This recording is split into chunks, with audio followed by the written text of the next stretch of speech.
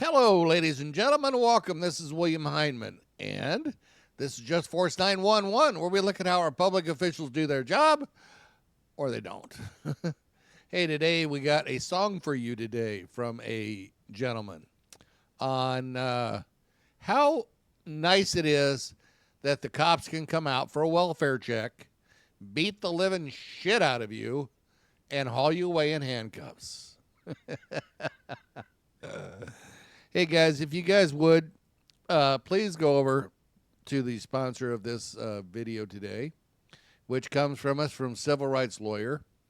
Go over to John and tell him I sent you guys over there. Check him out. Subscribe to him. Hit his like and share. And give him a thumbs up, please. Like I said, tell him I sent you guys over there. The gentleman that we're talking about was evidently driving erratically. He stopped. They took his keys. They called the cops. Cops showed up to check on him. 5 of them basically bail up on him and force him to the ground, and then punch him in the face, punch him in the head, slam his head against the concrete curb. Put their knee in his neck, just typical cop stuff. No big deal. No, nothing to see here. And we have a gentleman who actually gets so upset that he writes a song about it. So let's hear the song, shall we? Here we go. Oh, do me a favor. Hit the subscribe button, like and share, and leave me a comment. Thank you. Elsley of the Clarksburg police punched a guy repeatedly in the face. Well, it was 5-on-1, 5 cops with guns, and a guy they didn't even have to chase. And yet, once they got him down, suspect on the ground, well, you'd think they'd show a little bit of grace. But that's when Officer Helsley of the Clarksburg police punched a guy repeatedly in the face. Now don't you feel safe? This is serve and protect. Smash your head against the curb and put their knees on your neck. Land a punch here and there, try to cut off your air. How are we supposed to feel secure when they want to keep us so scared? It doesn't make me feel better. They beat a drugged out drunk. All this talk of dangerous illegals, but we're being policed by these punks. And there are good cops who think these actions are a disgrace, but standing by silently watching is just as criminal of a case. 'Cause cops like Officer Helsley of the Clarksburg police love punching people repeatedly in the face.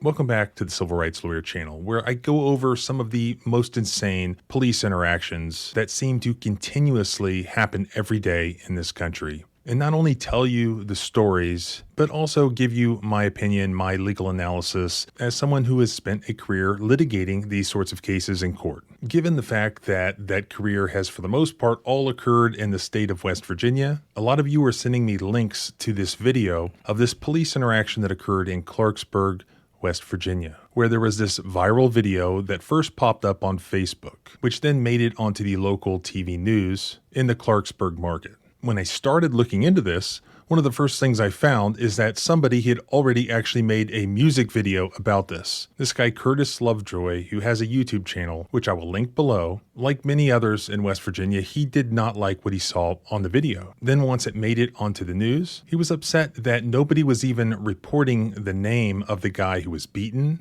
or the name of the police officer that was the one doing the beating. Video of a man being detained by police officers in Clarksburg is now causing controversy within the community. In that video, we can see the man resisting arrest while 4 or 5 officers attempt to handcuff him.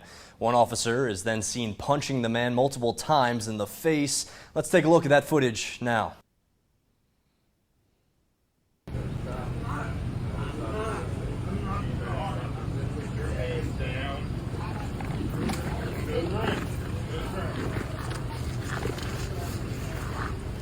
Give me your hand.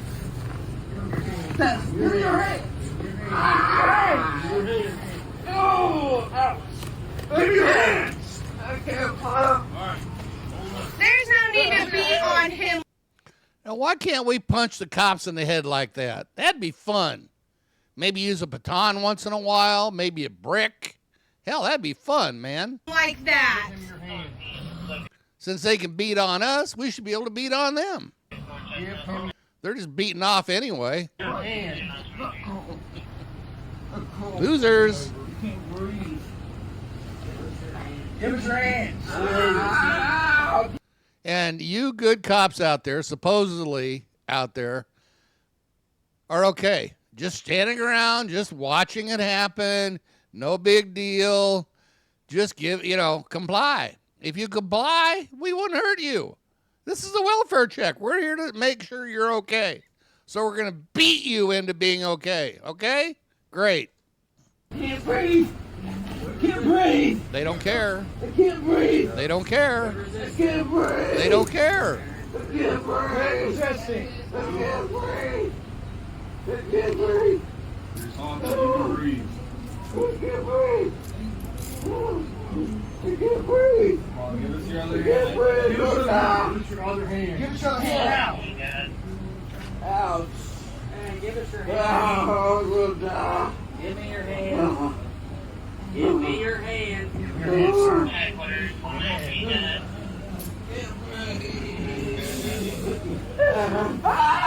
Yeah, break his arm. No big deal. We're just here to help you. I can't breathe. Quit your screaming. We're here to help you. Don't you know that? This is a welfare check. We're here to make sure you're okay. Quit screaming. So rather than just rely on the media reports, I had my staff get a copy of the actual police report from this interaction, and I have it here for you. Again, this happened in Clarksburg, West Virginia, just recently, July 18th of this year. This individual is named Aaron Mayfield. He ended up being charged with 4 counts of obstruction, which is how I ended up getting the police report, because in West Virginia, the charging document is essentially also the only police report that usually exists. So it contains the narrative that is being alleged by the charging officer, containing the allegations which are the basis for the charge. The important thing is that these allegations are made under oath. So this is the narrative. On July 18th, 2025 at approximately 9:22 hours, I arrived at the intersection of Locust Avenue and Chestnut Street for a welfare check. Upon my arrival, the defendant was laying on the sidewalk, acting irate and showing multiple signs of impairment. By the way, it's always going to be relevant in a case of excessive force allegations, the question of why was the officer called there in the first place. So here it's important to note right off the bat that there was no allegation that any crime had occurred. There was a call to the police requesting their assistance, but it wasn't because any crime was in progress. It was out of concern for this guy who appeared to be intoxicated or impaired on drugs, and it was out of concern for his safety. Not because he was committing crimes, not alleging that he was threatening anybody or being aggressive towards anyone or a danger to anybody but himself, but that was just it. A potential danger to himself. He potentially needed medical treatment. Let's continue. Myself and Sergeant Shingleton with the Harrison County Sheriff's Office attempted to put the defendant in the back of my cruiser so that he could sit until EMS arrived to check him out. We attempted to detain him for the safety of the surrounding citizens and officers due to his irate and erratic behavior. The defendant locked his arms together in front of him and refused to place his hands behind his back. The defendant was then assisted to the ground by multiple officers, where he continued to resist until he was eventually placed in handcuffs. During the entire interaction with the defendant, he continued to be combative, and even when he was placed in handcuffs, he did not want to get into the back of my cruiser. And this is a statement that was done under oath. Where's the punches? Where's the kneeing on the neck? Where's the slamming of the head against the curb? In order to get Does that mean this cop lied again? God darn it. the defendant into my cruiser, I had to go around to the other side and pull him in due to him not complying when multiple officers told him to sit in the cruiser. So according to the police report itself, this guy, Aaron Mayfield, was not under arrest. He was being detained for his own safety due to what appeared to be him intoxicated or impaired on drugs. A witness told 5 News about the events that led to that video. She says the man was driving erratically, stopping in the middle of Chestnut Street. Bystanders called 911, stating that the man seemed under the influence of something. 911 operators then told them to take the man's keys. According to the witness, a Harrison County Sheriff's deputy arrived on scene first, handling the situation in a calm manner. The witness began filming when the 4 Clarksburg officers arrived on scene. According to the officers, when they tried to detain him, he resisted that and became combative. And that's where the video picks up. From what I've researched so far, this woman who filmed this video is the same individual that called the police in the first place out of concern for this guy. She grew further concerned when she started to see how the police were treating him. That's why she started filming. When the camera turns on, you tell me, does it show him being combative?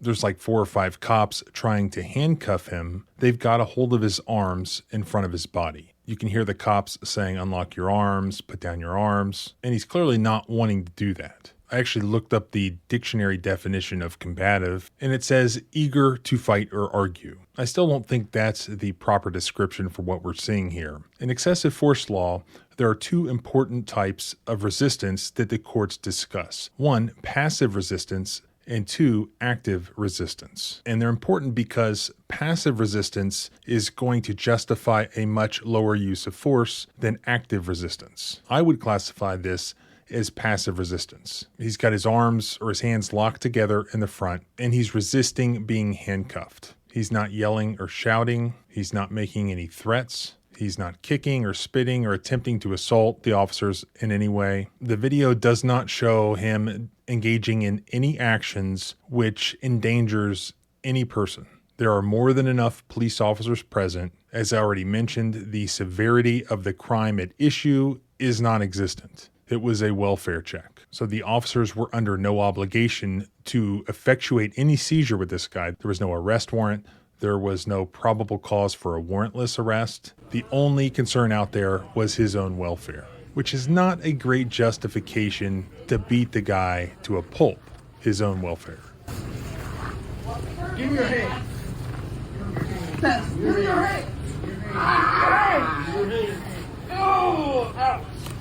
In response to, at best, passive resistance, where the severity of the crime is extremely low or non-existent, and where no officers or bystanders are in any immediate imminent danger, violent uses of physical force just aren't going to be justified under the Fourth Amendment. Certainly not what we see in this video, where Clarksburg officer Halsey is repeatedly punching Mr. Mayfield in the face while his head is on the concrete. Also applying pressure with his body weight, which appears to be significant, on the curb and the concrete. But I don't need to narrate that for you when you can see it in the video.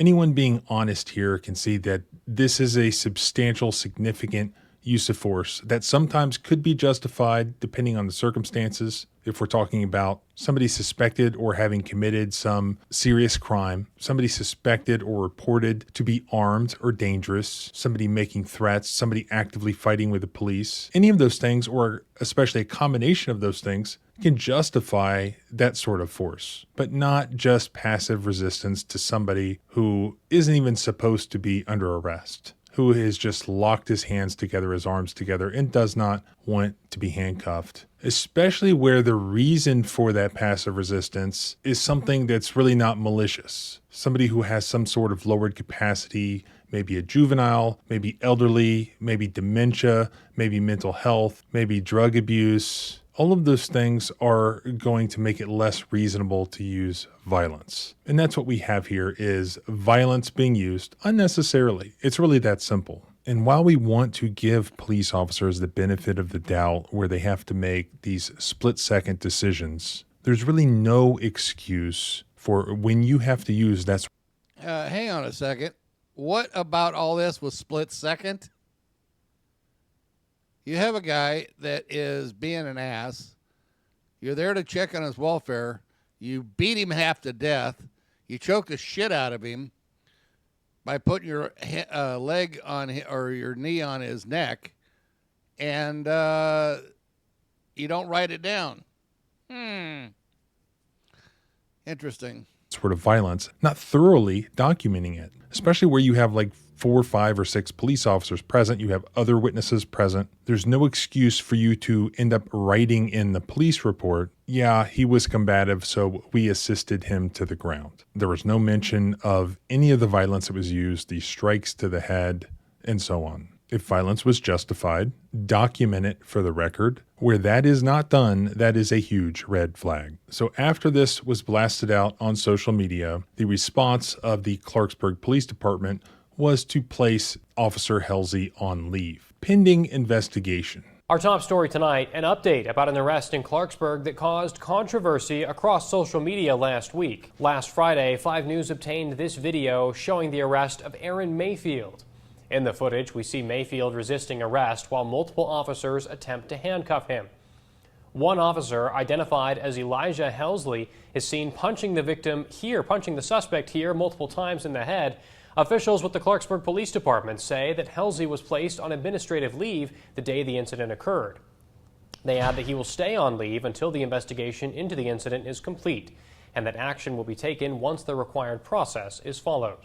And that's where it is right now. Perhaps that's why it's good that Mr. Lovejoy wrote that song, because hopefully this isn't going to fade away. Any legitimate investigation into this is going to show that Fourth Amendment constitutional rights were violated. For all the reasons I just explained, Officer Halsey has to be held accountable because he broke the rules. He broke the Constitution. He broke the law. There has to be a punishment for that. There has to be accountability for that. So let's see if the city of Clarksburg does the right thing, if the Clarksburg Police Department does the right thing. I'll try to stay on top of that. You can help by sharing the footage. Make sure that everyone sees it. Keep the pressure on for them to do the right thing. I'll link all the relevant information below and contact information, and you can help stay on top of this by subscribing both here and at the blog at thecivilrightslawyer.com. You can follow me on X at JohnBryanESQ. Remember, our rights don't end where your fear begins. Freedom is scary. Deal with it. Okay, guys, so cute song. John, thank you very much for the video. Did a great job like always. Guys, if you would, please subscribe to my channel, hit the like and share, and leave me a comment, and we will talk to you later. Remember, always film the police, because you can't trust them to tell the truth. Have a good one, guys.